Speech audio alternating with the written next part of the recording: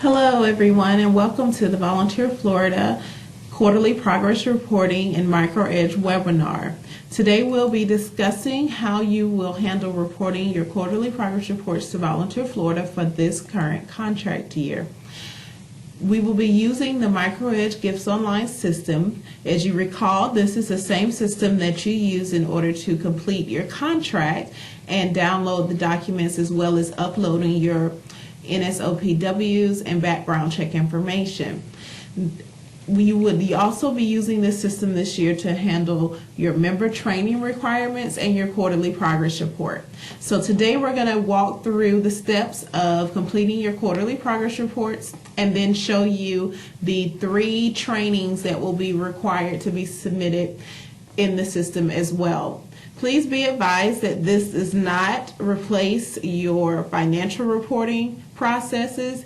Those processes will remain the same as they were last year. You will submit all your financial reports to the per@volunteerflorida.org email address as always. This system is strictly being used for the program side of your grant as far as submitting your quarterly progress reports and training information. So to get started, you would use the same login access that you use for your contract. Again, remember that only one person within each organization will have a login for MicroEdge. So if at any time that person that has been set up with an account needs to change to someone else, please contact us here at Volunteer Florida and we can get them set up with an account. When you first log in, as always, you will see the Volunteer Florida header and you will see 2 tabs in green, one that says Applications and one that says Requirements. Applications will never have anything in it for you because you do not apply within the MicroEdge system. So you will always click on Requirements to get to any documentation that you need for Volunteer Florida. When you click on Requirements, the tab that will automatically open will be the New Requirements tab. This is the area where you'll find all information that you have not previously accessed that has been sent to you through the system. So as you see, there are 5 items listed here. You have your 4 training items that are there that are going to be reported on throughout the year, and you have your quarterly progress report. What we're going to take a look at first is the quarterly progress report, and I will have Audrey Kidwell, who is here with us, take you through the steps of what screens you have to complete in order to submit your progress report. All right, so when you're ready to log in and start your quarterly progress report, you will simply just hit the hyperlink, and again, the form name should match the type. Sometimes with the QPRs it will be program specific, just in case there are more than one person that fills out the same QPR. We want to make sure that it matches. So you will click the link and you will open up your quarterly progress report. We've broken it down into sections, as you can see, to kind of help with the form itself and with you to move through this swiftly. And again, we've taken out all of those extra trainings and made them separate reports. So section 1 is all of your member status and hours. And so as you go down, you will see that there are these boxes that you will need to fill in. And then sometimes if you see the I next to it, you click on it, it will actually show up with a help status. So if it's like a formula that you're going to need, or if we want to make sure that you understand what we're asking in that box, you will see this little blue I next to it, and it will show you what we're looking for. There are also these red asterisks next to each thing, and that requires that it is a requirement. So you cannot submit this form unless each box with the red asterisk is filled out. So you'll simply just move down the form. If your members aren't on track, you'll mark no, and then you can explain. And then it moves into 30-day enrollment, and it's a very simple boxes for you to fill out. And then we have your service site locations. And we do want a list of all of your service sites with the zip codes. It definitely helps us a lot on our end, so please make sure to include those. And then we have your 30-day exit. So once you've completed section 1, you're simply just going to hit next. And then your pre-populated performance measures show up in section 2. So as you can note, there are these 4 parts right here that are generated from the MicroEdge system themselves. Our program managers have inputted that for you, so you don't change that. So it will tell you what your performance measure is, ED1, what your annual target is, what it's measured by, and the described instrument. And all we need from you is the number, this period, and then the year-to-date total. And again, you'll go through, if you have education, it'll look something similar. You know, if you have environment, then your boxes will be individualized for environmental performance measures. You'll go all the way down.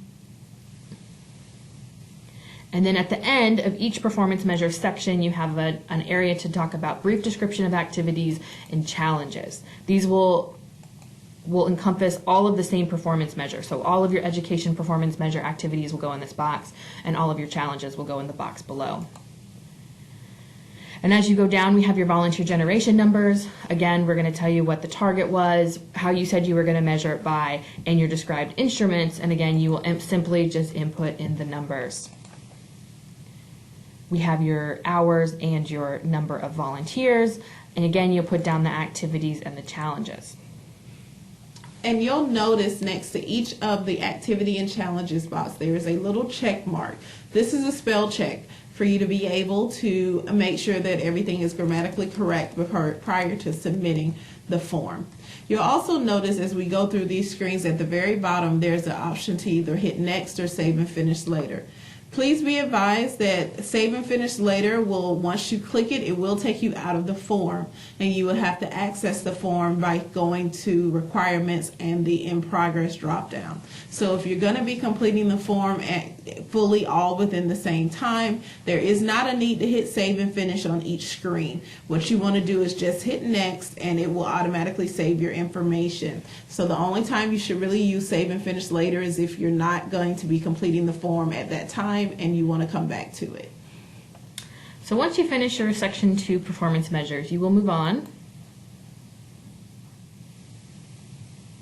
to section 3, which is the great stories and comments. And so this is really what we want to hear from you about, some of the really great and motivational stories from your programs and your members. And so again, you'll put them here. It does show a word count of 1,000. So once you start typing in, it is going to move the word count for you. And then again, there is that spell check option. And then any comments that you want. If you simply have no comments, or you feel that you've articulated those comments in section 2, just please put NA or none at this time. Because again, as you can see, it is required. So you will need to put something in there to move on. And then lastly, we want to ask you for your photos. This is a similar process for any of you that attended or submitted photos for the Southern Regional Training. You will click here, and it will just take you to our Volunteer Florida Dropbox. It's very simple. We do ask that you label your photos with the name of your AmeriCorps program, and then there are some more guidance here on the type of photos we're looking for. What's really nice is you don't have to download anything, you don't have to have a password. You simply just need to label your photos and then drag them into this upload box right here, and we get a notification that it's been done. So once you've uploaded all the photos you want, you are going to check this box to say that you have done it, and you'll hit next. Please keep in mind, if you don't have photos, because that is a required field, you will still have to click the checkbox in order to proceed forward to continue to submit your quarterly progress report. So just remember to make sure that you check the box even if you don't want to upload photos. And then the last thing we're asking for is for you to update, to attach your year-to-date totals of members. Again, that Excel sheet or that form that you will use was provided to you in your contract, and so you will just fill that out and upload it. And so what you will do is you'll keep the title name, QPR, and then you'll hit Browse. You'll find what you're looking for on your desktop, and then you'll press Upload. And it'll give you a little uploading percentage right here. It'll let you know when it's 100%.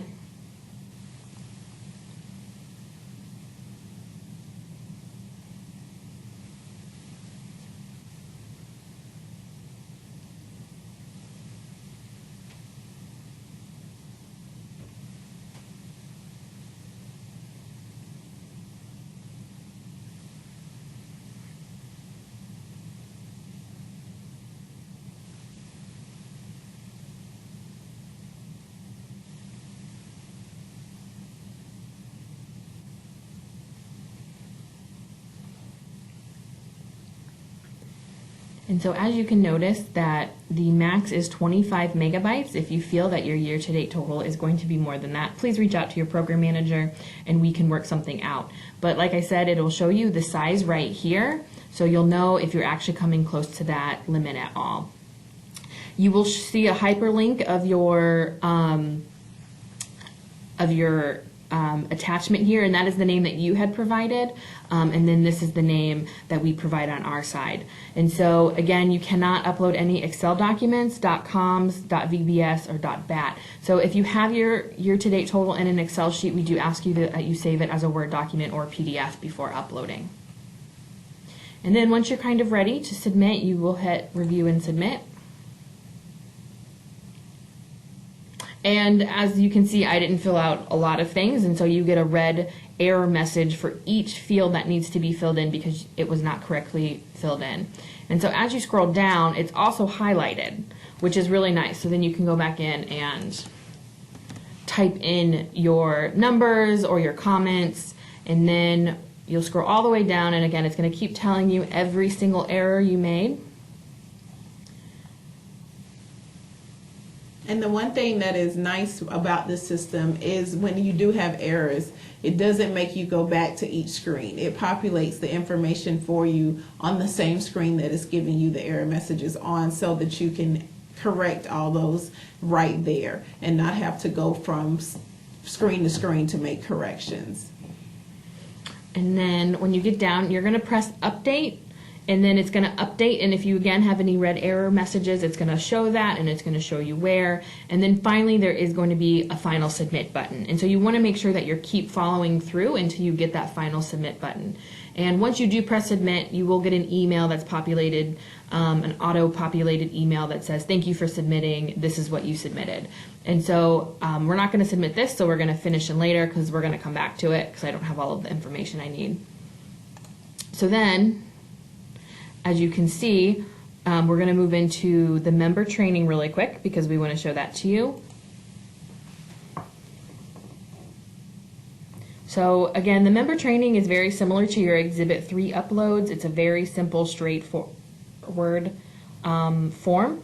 We have these five trainings that are required, and so all that we really want for you is to upload the number of people that you were trained.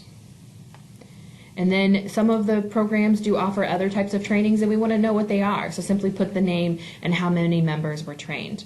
And so you'll fill this out. It'll be turned in with the same time with your AmeriCorps quarterly progress report.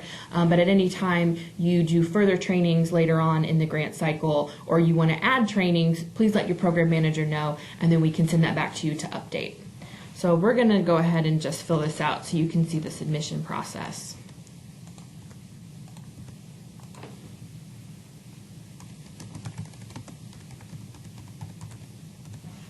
Okay, so I did this. I'm going to review and submit. Again, it's going to make me review everything that I turned in just as a final clarification. And if you have any edits, you can definitely make them last minute. And then you see this final submit button, you're going to press it. And then the first thing is it's going to roll you back to that home screen, and it's going to say, thank you, your report has been submitted. So that's how you know that it is submitted, and then if you check your inbox, there will be an email. And then lastly are the other three trainings, the Disability Community Development Plan, the Local Disaster Response Roles, and the Sustainability Plan. So here, the first page is just telling you what we're looking for, and then you'll press next. And then here again, you are just going to upload what you want. Works exactly like the Exhibit 3. You'll find what you want on the desktop, you'll open it, and then you'll press upload because that's the most important. And again, it'll show you your document that you've uploaded and the megabytes. If for some reason you think it's going to be over 25 megabytes, again, please reach out to your program manager and we can work on facilitating that. And then you would press review and submit, but again, we're not ready, so we're going to do save and finish later. And then for all of you, again, just to Go back if there are any, so these are the news because you've never opened them, you've never looked at them, but let's say you started your quarterly progress report and now you need to go back in with final information. All of that will show up under your in progress requirements. And to double check to make sure that things were submitted, if you hit the submitted requirements, it's going to show you everything that was submitted. And it will keep it forever.